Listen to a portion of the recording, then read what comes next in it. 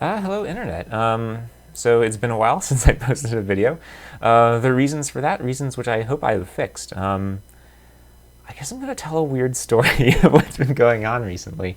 Um, Most recently, I guess I don't know. I haven't been writing for a couple reasons. One is that I have a lot of projects that are always going on. Projects like old projects that I never finished, or just like new ideas or old ideas coming back. Or I guess that's mostly what it has been. Is like old things, like projects that I wanted to work on or whatever, or yeah, that I wanted to start, or old ideas running around in my head. Other things that I wanted to do. Right.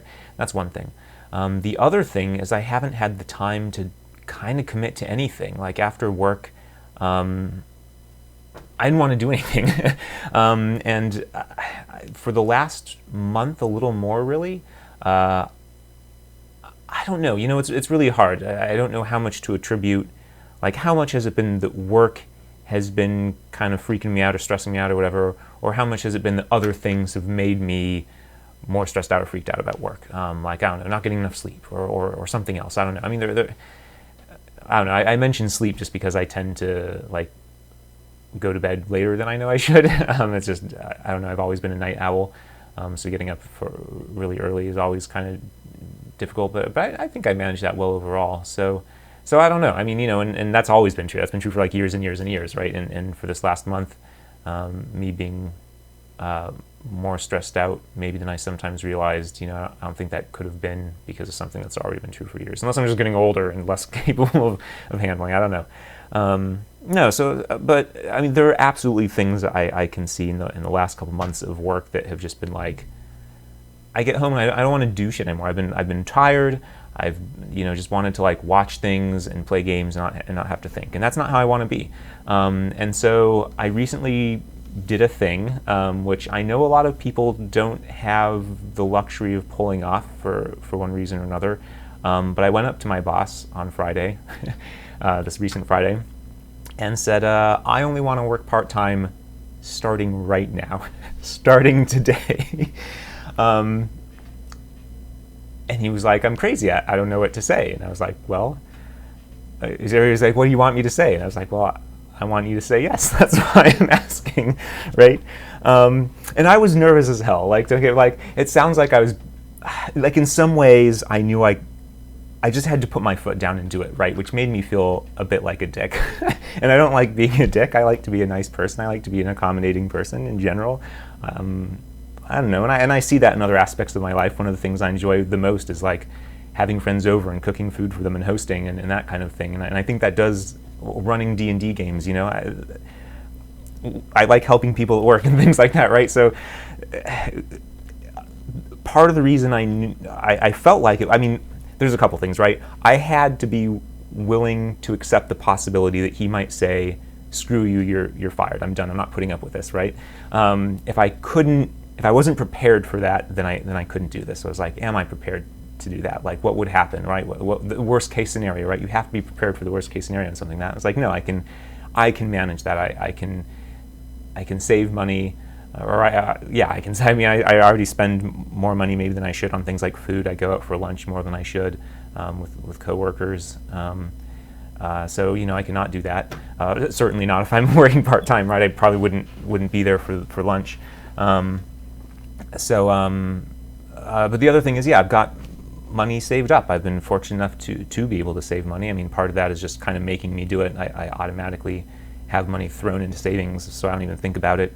But also, I'm single. I don't have a family, right? I don't have a house. I've got an apartment, so I'm not. I mean, rent is expensive, and there are cheaper places to live for sure, and that's something for me to think about. But houses are expensive, cars are expensive. I walk. It's a pretty small city. I haven't owned a car ever. I learned to drive in high school and then never did it. I think I only ever got a learner's permit, and I just never bothered because, yeah, I was in college at the time, or while I was in high school, and had moved around a lot, so I didn't have places I really wanted to go. I don't know. And then in college, freshman year, they're like, you can't have a car. We don't give you parking, all that kind of stuff.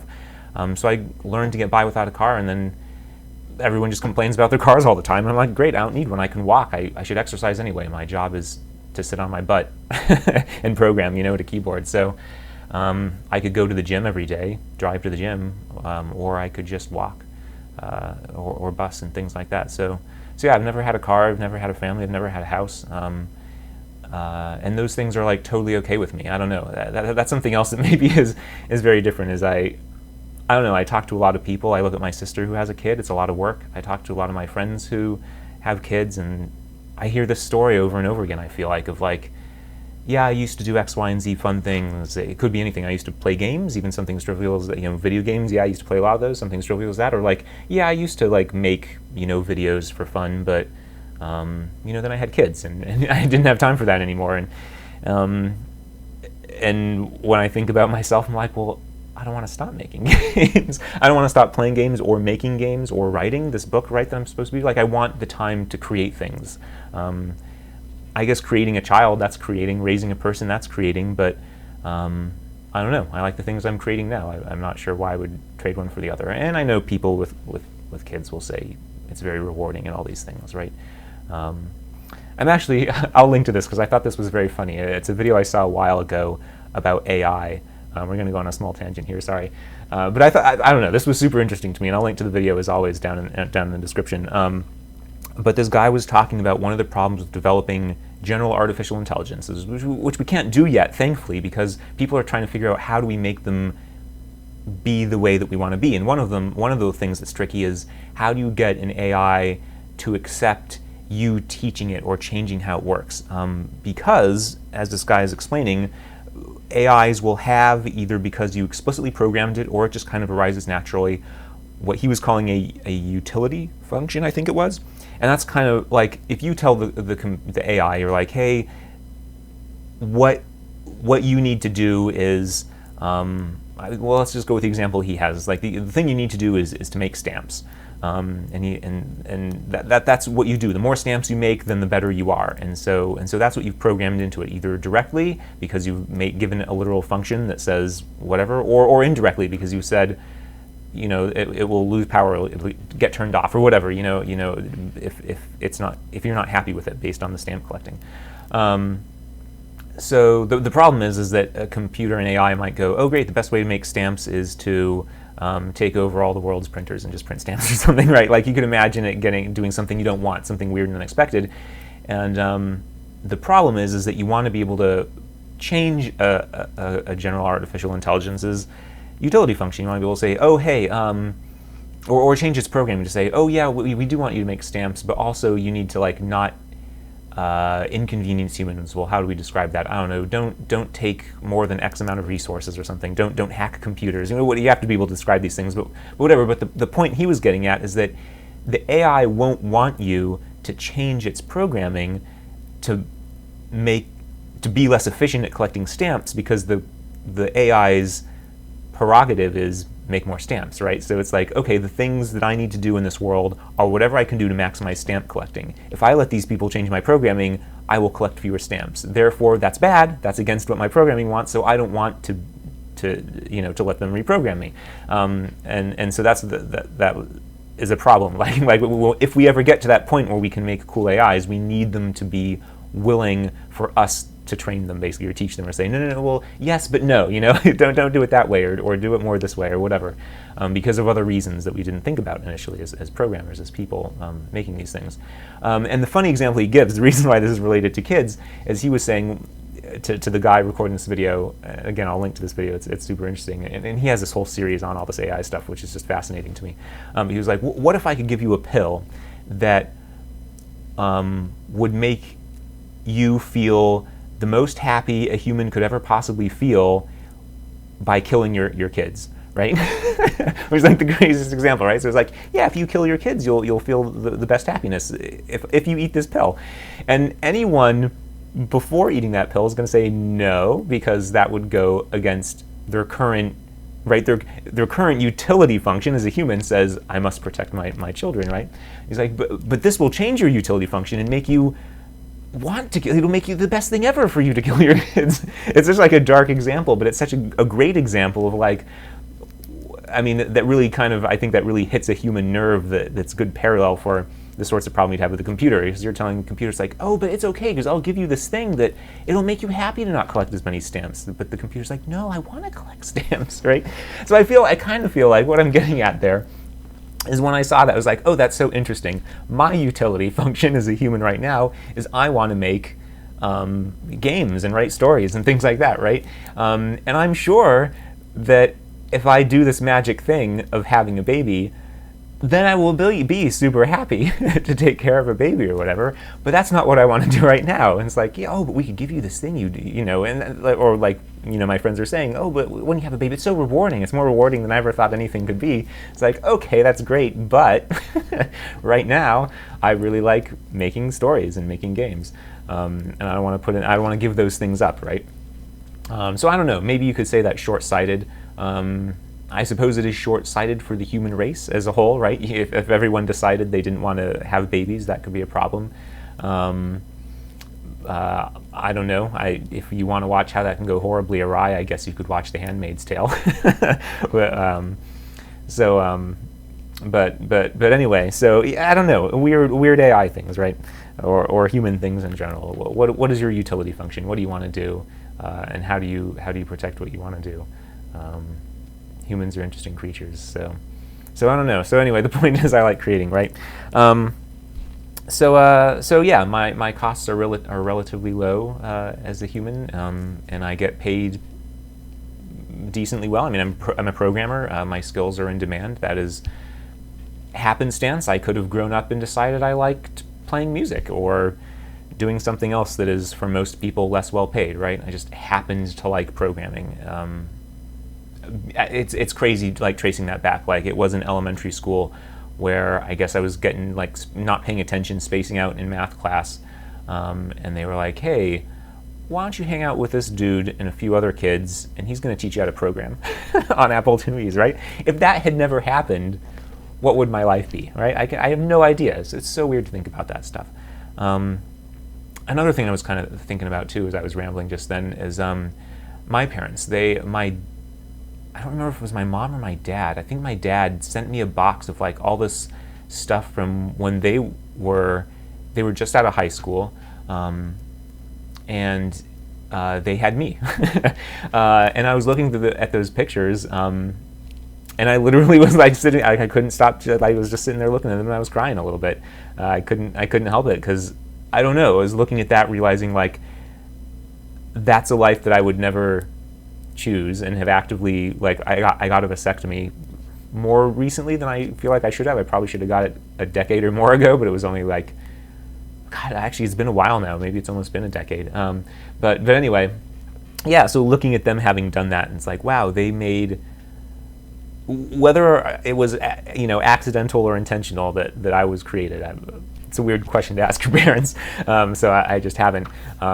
But I don't know. They were pretty young and still just out of high school, so I feel like it's like, I wonder if they really meant to have me, you know. But whether they did or not, they committed to it, right? I don't know. They did. They committed to it. I know people who have had worse parents, right? I mean, it sucks. Again, I was lucky to have parents who, I knew that they were struggling with it even as a kid. I remember my mom was feeling depressed about things. I remember my dad was stressed out about shit. Yeah, it was undoubtedly hard for them, but they did it. They did a good job, I would say. So yeah, I'm feeling a little emotional now, like talking about it, thinking about it. But yeah, so seeing that and being like, wow, that's something I would never do, right, really affected me, because they did it, and knowing how strongly I feel about it. So anyway, what am I saying? So, well, one of the reasons I was thinking about that, so I called up my dad after I did this with my boss, right? I told my boss, hey, I want to work part-time, starting right now, because I need to not be so stressed out all the time, and work stressing me out. And he was like, wait a month, and he was trying everything he could to at least delay it or something. I'll pay you more money, all these things. And yeah, I don't know. I knew I had to just stick to it.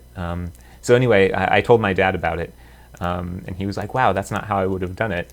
But it sounds like you did the right thing, which he's biased. He has to say, he doesn't have to say. I believe him to be pretty honest about things, about work things in general. He's a pretty professional guy. himself. So, but anyway, I asked him after. I was like, so earlier you said you wouldn't have done it this way. How would you have done it? How would you have done this in my situation? He was like, well, ever since I was in high school, I've had a family to take care of. I couldn't take that kind of risk. Right? It's like, yeah, I guess that's true. It's so wild. It's just, I don't know. It's just the different situations that are possible in life. I don't know what I'm saying. So I guess what I'm saying is, again, I realize that it's in some ways lucky, and this wasn't not a hit for me. Like, making half the money is not sustainable in the long term. Again, it's certainly more sustainable than making no money, but I have a little more flexibility in how I spend my time. I definitely want to do some more freelance work. I know people. I've lived in Charlottesville for a while, and I've talked to people who've been like, hey, you know how to make websites, right? That's what you do for work. Could you make my website? I'll pay you. And I'm like, well, I already work full time, and then when I'm done with work, I want to work on other stuff. I want to write. I want to make games. So I've always said no. So there are people now that I could go back and ask, like, hey, I'm free now. We've also been hiring freelancers online at work, using some online services, and I hadn't even really known that those were a thing before. I mean, I'm sure I would have found out, but it wasn't something I was looking into. But having seen that, and really the weird variety in quality, like, some people just lie. Like, they just straight up lie about their skills because it's so much harder to fact check anything. I guess, I don't know, it doesn't seem like it should be. Anyway, so I look at that platform and be like, I can do pretty well, like, because I won't lie. But you have to, how do other people know that, right? So I don't know. So anyway, I do have some options because I happen to like programming, but also I will have more time. I mean, I know, maybe I won't, or maybe I'm being foolish, and it's going to take a lot more investment than I'm really giving credit to do things like get other jobs to supplement my part-time thing. That could happen. That's not the worst thing. I mean, part of this would be getting established, and my boss knows this too, so I'm not afraid to say this on the internet. I told him after this current project that we're on, and it's unclear how much longer it's going to go for, and then they may want me to stick around to kind of teach the person who would replace me how to run all the weird things, which is another lucky, unique situation. It's a that I'm in that kind of sucks for my boss, which is again where I feel a little bit like I've been a dick. Is that there aren't many people working there. It's a small company, so me leaving would be very difficult for them. So anyway. What was I saying? Yeah, anyway, so I told my bosses, like, after this project, whenever that is, I'm almost certainly looking for another job. Like, I want to stick this out. Like, we're working on a thing that I in no small part started. So I definitely want to not jump ship completely. But yeah, I mean, there's other things that have happened that are no one's particular fault. My previous boss quit, and so many more responsibilities kind of fell on me. Because I had to, which is fine in a way. I'm like, okay, that's how it has to be. I'm willing to do it. And I wasn't even thinking that. I was like, yeah, I can do this. No problem. I know a lot of this stuff. There's a lot I don't know, but I'll figure it out real quick because I have to. That's fine. Anyway, so I'm kind of going all over the place. It's all right. And how have I talked about this for 19 minutes? It's almost 19 minutes now. It's bananas.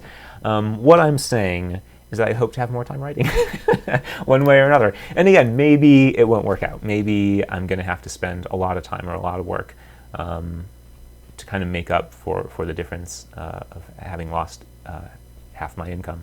But I don't know, a different kind of stressful maybe. A stress more in my control, which makes it feel less stressful, I think. I think that's an accurate human thing. When humans feel in control, even if things aren't as good, they like it better. I think that's an accurate thing from psychology. I can't cite any particular thing, but from the various, I don't know, I'm looking at my books now. It's like, which book I don't know. It's whatever. I shouldn't say too many of these things without being able to cite my references. But I will link to this guy's AI video. It's, again, super interesting, again, just to look at how they're trying to train or think about, because, again, we're not at the point of making AIs, but when we can, how do we make sure that we can train them, that they I mean, ultimately I don't know, if you're scared of movies that AIs don't take over and destroy all the humans, I don't think that's how it should be. I would hope that if we treat a creature, whether it's artificial or natural, if we treat it respectfully, it should hopefully treat us respectfully. I mean, obviously there can be resource thing, whatever. We've got wars on the planet between humans for a reason, besides just respect. But I don't know. So it's just interesting to think about how that future could go. Which all relates back to some of my book, right? In a way, I don't get too much into that aspect of what's going on in the world in the book that I've been writing, but there are hints of the trouble caused by AIs and things. I think maybe even less than I'm thinking. That might come out more in Mysterious Space, which is the game I made that I think of as being in the same universe as this book. It's kind of all the same ideas of what does happen when we have AIs and humans and kind of the in-between of people who are willing to put technology more into themselves, to varying degrees. We even have that right now. I mean, if you think of like Amish communities and stuff, right? Like, no, technology at this point is good. Anything past that is bad. I could easily imagine that. We've got cell phones now, which is a really close technology. It's almost like having an extra little bit of brain. It totally is. Where's the next line? I don't know. Where's the point where people are like, oh yeah, I'll put nanobots in my brain and just give me a calculator and a hard drive and stuff. And I imagine that would be a resistance point. Some people say, no, that's too much. So that's kind of what has spurred a lot of the ideas in Mysterious Space and in this book that I've been writing. But again, I don't think it really comes out in this book, because the book really is mostly about these two people, the relationships, the growing up, right, the moving, more than kind of what's going on in the rest of the world. That's for adults to worry about, maybe. And I get into that, right? Some of the kids care more than others. So anyway, that was a lot of rambling about very interesting things. I hope any of that was interesting to you. If not, I'm sorry. Please tell me. And as usual, if you have any questions about the book, and I'll try to post, again, if I'm writing again, then I'll post updates about book again. And that's actually something else. Like I said, there's other projects that I kind of work on. There's a game I made a long, long time ago called SciPets, which isn't kind of on that technology side of things, but the relationship side of things, I guess, the psychology side of things. So that's definitely been influential in everything as well. But I've been re-implementing something, that game, for modern technology, for mobile. That game was started in like 2004 when there were no smartphones, when there was Internet Explorer 6, if you can believe such a thing. So just, yeah, it's in none of the modern frameworks, programming stuff, whatever. I don't get into programming details. Unless you want me to. Ask me what you would like me to talk about. But anyway, so I think, sorry, I'm all over the place. I'll talk about my book when I work on it. I'll talk about my game when I work on it. I don't want to just talk about my book, because if I do that, it's going to be intermittent. Sometimes I'm really on the book, just going ham on that book, and other times I'm not. And sometimes that's because work is freaking me out. Sometimes that's because of other things I'm working on. Sometimes both, in different amounts. I don't know. We imagine little meters that total up to I can't work on my book right now, or don't want to, or whatever. So anyway, these things will all balance in varying degrees. How much does work take up my brain? How much does book take up my brain? How much does some other random project take up my brain?